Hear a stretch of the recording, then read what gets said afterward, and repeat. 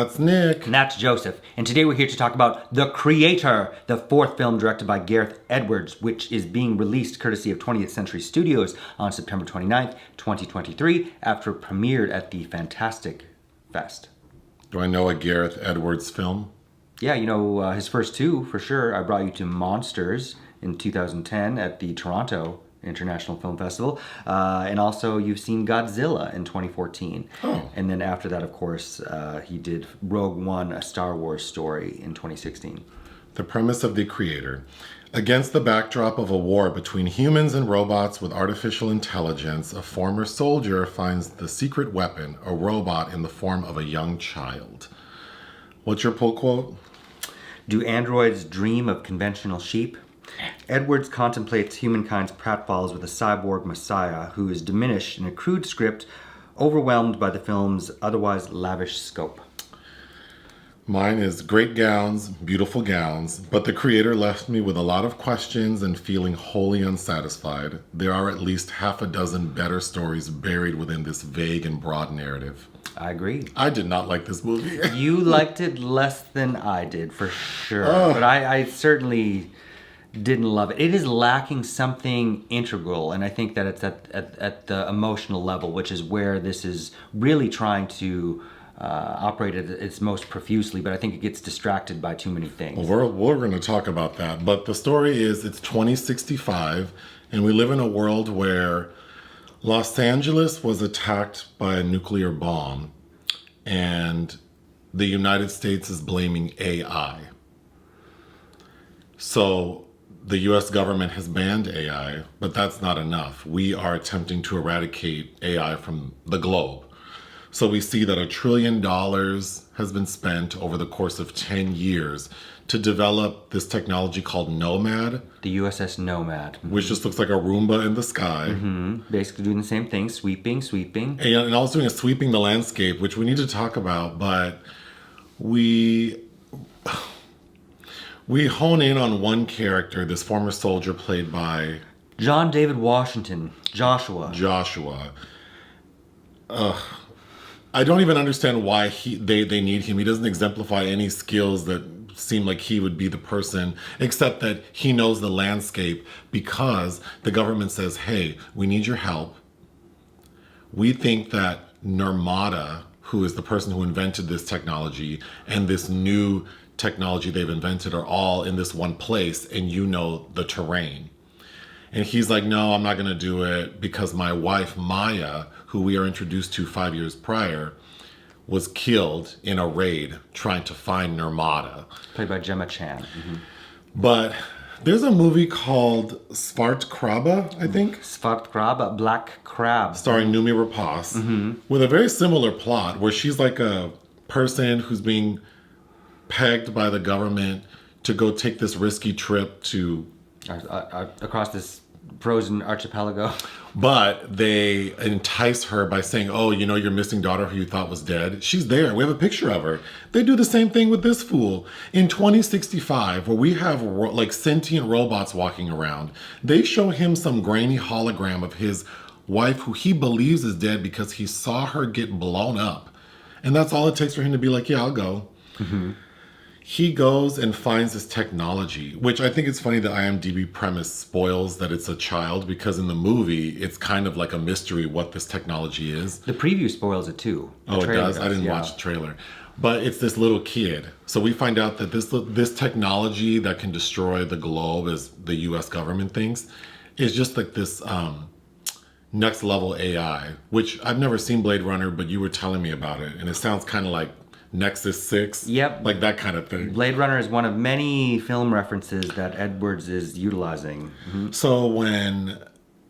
Along with the Bible, this is a Christ story. This is like Moses being found, you know. So Joshua finds this little kid and realizes who it is, and then realizes that Maya... We find out that Maya is Narmada. She inherited that, because Narmada, we're also told, is the Nepalese word for the creator in this reference to the kind of the godfather of all modern AI. So this soldier who was tasked with stopping AI unknowingly married the creator of AI. she learned this science from her dad, and she became pregnant by Joshua, and she has modeled this new technology that this kid after their baby, their unborn baby, which is not very well explained. No, it's not. So now Joshua feels connected to this robot. So he's trying to save her, and he wants to destroy the Nomad. And we're told by like a US general or someone that if the Nomad gets destroyed, there is no hope that like we will be able to defeat AI. But the gag is when we finally get to meet like the leaders of this AI resistance, they are not resistant. They even have a moment where they say, you know what would happen if Nomad gets destroyed? Nothing, because we're not trying to harm humans. And we find out another gag, that nuclear attack on LA, the AI was not responsible for that. It was due to bad coding, which was human error. So like at the 2/3 point, we realized like, oh, AI is like peaceful and safe, and it's just humans messing up and being paranoid. But of course, Joshua thinks like we have to destroy Nomad. And we need to talk about how he gets access to it. But he and the little robot kid named Alfie, played by Madeleine Yuna Voyles in her debut, they get up there and destroy Nomad. And John David Washington dies, but they are able to save the kid, like through a Escape pod. The end. Man, I could not stand this story. I hated the central character. I don't like these movies where like all of humanity's like future hangs in the balance, where we have this one character who's preoccupied with like my wife, my daughter, like he's so like focused on this thing that he seems drunk with this idea of like finding his wife, even though he was certain she died because he saw her die. I just couldn't stand, and I also don't know that I care for that actor John David Washington. in anything, so maybe it just extended onto this. But the thing is, if that is going to be the crux upon which everything is hanging in the balance, we need to be led to believe in this, that he feels this way. I don't know that the film kind of it's funny because it's 2 hours and 13 minutes and it feels 3 hours at least. It feels like a saga, right? It feels like but ultimately this is like a Steven Spielberg palette with a Neil Blomkamp script. It looks fantastic, and it looks does. like it would be epic, but this story I don't even think would be. This would be something that a Black Mirror episode would have thrown away. It's shockingly simple. Of what the dramatic catalyst is, this technology that wants to ruin this other technology, and mankind is unable or unwilling to have any kind of conversation with AI to figure out if there's a different way to go forward. And so clearly this is kind of a metaphor for the war on terror, getting criticisms of course, of what happened in Vietnam with the U.S. Those are all things going on in the background, but I think it just could have been a lot smarter than it is. All of my notes are questions, because I was just sitting there like, I don't understand. First of all, why is Nomad so great? This technology that we're told is like humanity's final chance to overtake AI, that cost all the money, took a decade to make. And all it is this aircraft that's scanning like the landscape with this blue light. It's not very discreet. And it's not discreet at all. So then it's like, and we even hear generals say like, we got to protect it. Someone could take it down. But it's like, well, yeah, because it's right there. We can all see it. Then I'm confused with the AI that we're afraid of. Because we see that it's not consistent on how that AI is described, because we get a press conference from some general talking about how dangerous it is. But then we also see this character named Drew who like has a robot factory. Sturgill Simpson. Yes, him. He's the friend. He has his own named segment in the film. Yeah. He, at one point, describes the robots as like, oh, they're just like copy and paste. They're really simple. So I'm so confused because they seem really evolved and smart. So how can they not understand that we could easily take down Nomad? That's where I think the script, which is co-written by Chris Weitz, is so lazy in many ways and cuts a lot of corners, particularly with this character who's in love with a robot played by Veronica Ngo. It's always great to see her, but he's in love with her and she dies, and he is crestfallen, to say the least. But right before that, he said, "Oh, these robots, they ain't shit. It's just copy paste." But this kid, because he examines Alfie's the other thing I hated about these AI is that some of them look like people, but their entire like You can see their backside. The backside of their head is fully exposed, all their hardware. And then some of them look like robots, like short circuit type robots. But when he examines Alfie, he just looks in her ear with a little Q-tip and he's like, oh, stop the track. This is the most evolved AI we've ever seen. This thing is going to turn into something that could control all technology. He says it just like that. Then when his girlfriend, who's a copy and paste robot, dies, he's acting like he's going to jump in the casket with her. That made no sense to me. Well, and also his inability to effectively communicate, because Joshua is obsessed with finding Maya, and she had this. He was a plant, so the original impetus for his relationship with her was a ruse, and he ended up falling in love with her, right? But she wore this wedding ring that has a tracker on it, and it's been left at their old house that's long since been abandoned. And Drew, his friend, is helping him go back there, and he's saying, she's not there. And then when he gets there, Drew gets shot up and dies and goes, hey, by the way, Maya is Narmada. Could you not have told me that ahead of time to have made me understand exactly why I should believe you that she's not there because she's Narmada? I thought that entire segment was so annoying. Him finding the ring in the mud and all this emotion we're supposed to feel, it just felt so flat. And also, when we're going to be led to, when we have to, paint in all the details of their love via flashback, we need to have more than one flashback, or a flashback of them doing more than just being on the beach, carousing on the beach, holding each other like they're in some Terrence Malick film, like To the Wonder. What is this love that loves us?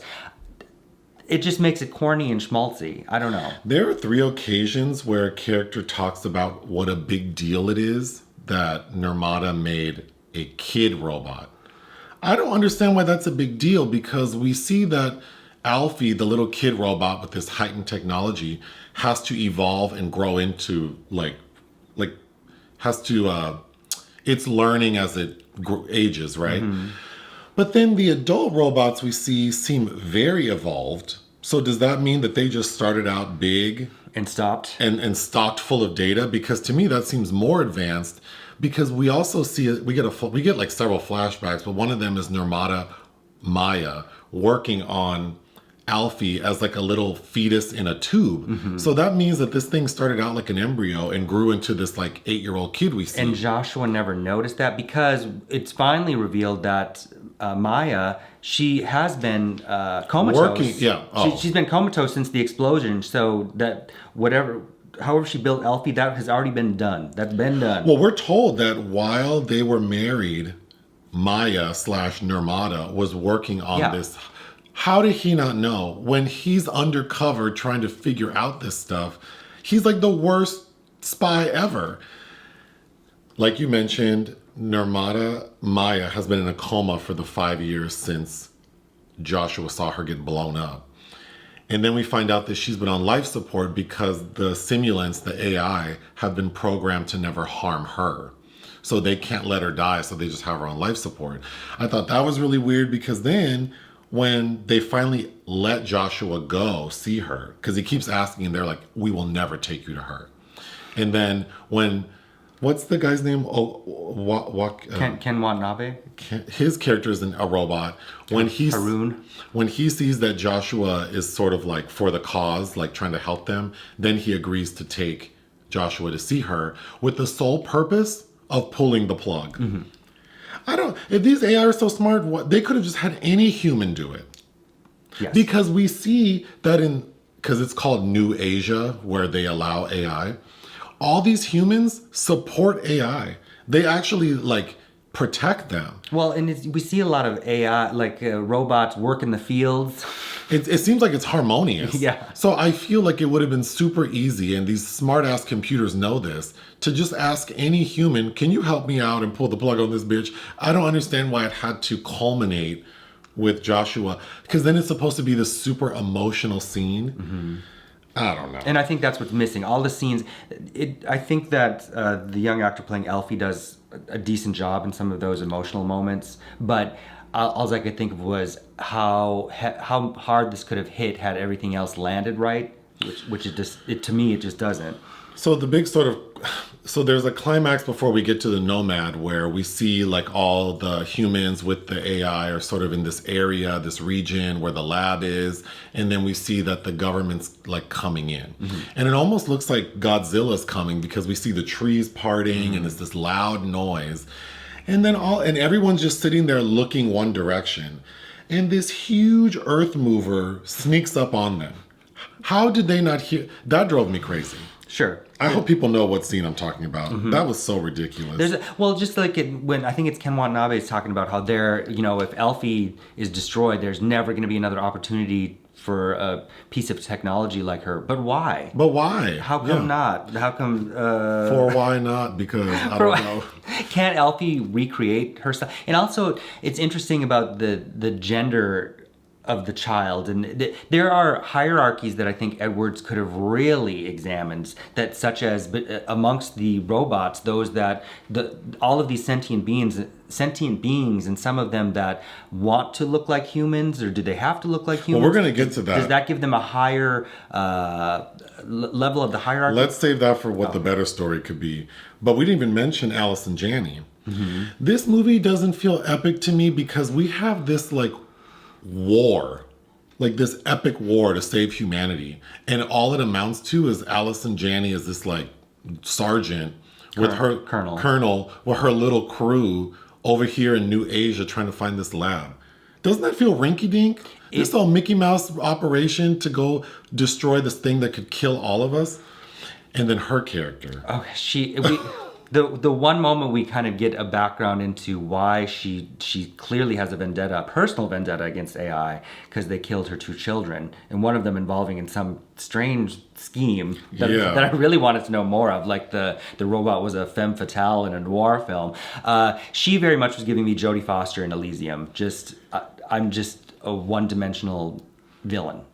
And then, she's a woman of a particular age, and there's not much physicality, but earlier on in the mission, Allison Janney gets captured by the AI police, and she gets like locked up in a paddy wagon, but then she's able to overcome the AI guards. And that paddy wagon flips like 3 times. It looks like whatever's inside would have been broken into a million pieces, but not this senior citizen ass lady. And then every scene with her, she just pops up. Like, it just made no sense to me. Why this like mission is so small. The Nomad doesn't seem that big, or like I don't understand. I agree. It feels strangely. It's fooling us to thinking that it's such an expansive saga, but it's really quite minuscule. Well, let's get to the ending. So when Alfie is captured by the U.S. government, and so is Joshua, they get taken, and then the plan is to decommission or neutralize Alfie, the kid. But they say, she won't let us do it, so you have to do it. Did that make sense to you? That Alfie somehow was controlling... They make it seem like Alfie won't let them kill her, so then they have to bring in Joshua to do it. And then the only cute thing about this movie was they don't say that something died. They say that it's been turned off. So right as Joshua was about to kill Alfie, he whispers something to her ear, which we learn later says that this is like I need you to go on standby. Yeah, like not this is not off, stand by. So she pretends to be dead, and then when they're in the paddy wagon, they are able to do the same thing, flip the thing and escape. And then they go to they go to LAX. They're able to get through because she can control technology somehow. And but a bit random how that happens too. I thought that felt super rushed and clunky because the government knows they're at the airport and they're trying to board a plane. You mean to tell me that the government couldn't stop, like, ground all flights? They're cutting too many corners in the script. Just like they give Joshua in Amnesia backstory as well. That we didn't even mention that. Yeah. That goes nowhere. Literally, we see him like 5 years after he witnessed Maya/Narmada be blown up. He's in like a lab with this doctor and she's monitoring him like an MRI and a polygraph test. And we understand that he has fully has amnesia. And then we never mention it again. And just like why they found it necessary to make him an amputee, even though they don't really take advantage of showcasing that in any way. Because he's a former soldier, but he doesn't seem to have any physicality. But then he has this bionic arm because he's missing an arm, but he doesn't use it. We don't really even see him fight. I just don't understand why him. What was he superior in besides knowing? Love. He was superior in love. Just like you have a sense of religion, I have a sense of snow. This video is going to be too long. I thought this movie should have been called Do It for Mother. Yeah. Because he keeps telling little Alfie, because Alfie's obsessed with finding her mother, Maya, Narmada. And then Joshua is saying, do it for your mother. It just reminds me of so many other films. Even with how his relationship is with Gemma Chan, it's very Year of Living Dangerously to me. Oh, he downloads her consciousness. Like when Narmada Maya dies on the, from life support, the plug being pulled, he takes her consciousness, puts it on an external hard drive, puts it on a necklace, gives it to Alfie. And then at the end, when they're on Nomad before they destroy it, we see that there are a bunch of simulants that have been created, and one of them looks like Narmada. So Alfie plugs in her consciousness, and then we don't see from her again. But then at the final shot, when Nomad is being destroyed and John David Washington is still up there, he bumps into the Narmada simulant, and then they get another memory. But that's a robot. I don't know. My final note is am I supposed to feel emotion for robots? And you have examples of movies where it does work, like that little Haley Joel Osment. Oh, AI, definitely. Yes. Yeah, I'm not saying that a story can't make me feel for this inanimate thing, but in this movie it is not successful, especially for Alfie, who you can see the mechanics of this robot on the back of her head. So I'm not feeling, it would be like if this camera fell and broke. I'd feel more bad for the camera than I would for this character, this movie. I just don't understand. Well, I think it's supposed to be if the AI is technically like our children, and you would want your child to go further than you did as a person, and we're also apparently for some reason making these robots that have an emotional intelligence and then kind of diminishing them and demeaning them. I think there is an argument to be had there about why are we creating slaves that we want to have emotional reactions to our torment. I agree, but this film is not successful. It's not. In that regard. But again, I think that its heart is in the right place. It's very easy to become schmaltzy and sentimental. And I think this film does that. I think one way the story could have been approached that would have been much better, in my opinion, is, you already alluded to this, but we see that the robots, there are two versions. Some that look like humans, except the back of their heads look blown off, and then some that look like robots, like short circuit type things. Mm-hmm. What if we focused on this AI and they're split? Some want to live peacefully with humanity, and I know that's a familiar Asimov. Mm-hmm. Yeah, but I just don't know why we spend so much time with John David Washington looking for his wife. Oh, I just hated it. What else do you want to say? Nothing. What would you give this movie? 2.5. I think it looks really good. The Hans Zimmer score, usually his scores are pretty good, but I think this is one of his more exceptional ones. I like some of the soundtrack selections, even when they play Deep Purple's Child in Time, I got really excited because I'm like, oh, we're going to get a moment here. And then we don't. Why did you have that song if we don't have a moment with it? But anyway. I don't even think I could have tolerated this on an airplane. I'm giving this movie 1.5 out of 5. Anything else? No. Hit the thanks button. Listen to our podcast. Bye.